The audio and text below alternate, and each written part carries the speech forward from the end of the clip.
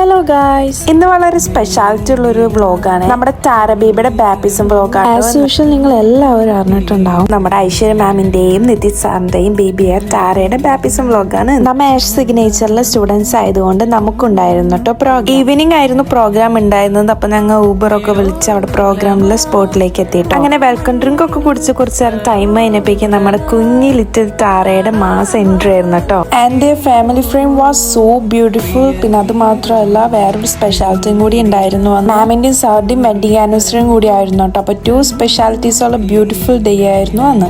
പിന്നെ ആ ടൈമിൽ ഞങ്ങൾ കുറച്ചു നേരം ഞങ്ങളുടെ ഫോട്ടോസൊക്കെ എടുത്തിരുന്നു കേട്ടോ. പിന്നെ അത് കഴിഞ്ഞ് പ്രോഗ്രാംസ് സ്റ്റാർട്ട് ചെയ്തു. ഫാമിലി ഫോട്ടോ സെഷൻ ആയിരുന്നു. ക്യാൻഡിൽ ലിറ്റ് ചെയ്തു. പിന്നെ ബാപ്റ്റിസം കേക്ക് മുറിച്ചു. അങ്ങനെ കുറച്ച് കാര്യങ്ങളുണ്ടായിരുന്നു കേട്ടോ.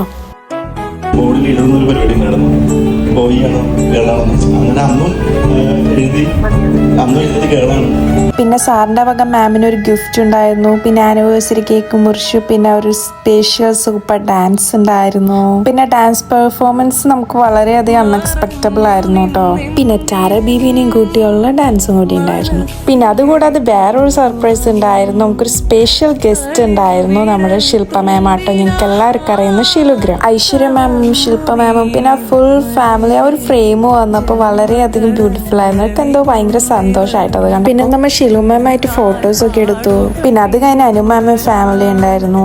പിന്നെ അത് കഴിഞ്ഞിട്ട് ഞങ്ങളുടെ ക്ലാസ്സിന് ഒരു ബിഗ് സർപ്രൈസ് ആയിരുന്നു. പിന്നെ ഫ്രെയിം നമ്മ മാമിനെ കൊണ്ട് കുറെ ഗസ് ഏൽപ്പിച്ചോ. മാമിന് അത് വളരെ അൺഎക്സ്പെക്റ്റബിൾ ആയിരുന്നു കേട്ടോ. ഭയങ്കര ഇഷ്ടമായത്. ആ എക്സ്പ്രഷൻ കണ്ടാൽ തന്നെ അറിയട്ടോ അത് എത്രത്തോളം വാല്യുബിൾ ആയിരുന്നു എന്ന്. പിന്നെ ഫുഡ് അടി പരിപാടികളൊക്കെ കഴിഞ്ഞപ്പോൾ ലാസ്റ്റത്തെ കലാശകൊട്ട് പോലെ കുറച്ചു നേരം പാട്ടൊക്കെ വെച്ച് തന്നാട്ടോ. എല്ലാവരായിട്ട് ഇങ്ങനെ ഹാപ്പി ഒക്കെ ടൈമൊക്കെ സ്പെൻഡ് ചെയ്തപ്പോൾ I thought this was the best part of our life. പിന്നെ ഫുഡ് അടി പരിപാടികളൊക്കെ കഴിഞ്ഞപ്പോൾ ഞങ്ങൾ കുറച്ച് ലേറ്റ് ആയിരുന്നു. അപ്പോൾ പിന്നെ നേരെ നടന്ന് ഫ്രണ്ടിന്റെ ഹോസ്റ്റലിലേക്കാട്ടോ പോയത്. അപ്പോൾ ഇന്നത്തെ വീഡിയോ ഇത്രയേ ഉള്ളൂ. അപ്പോൾ ബൈ.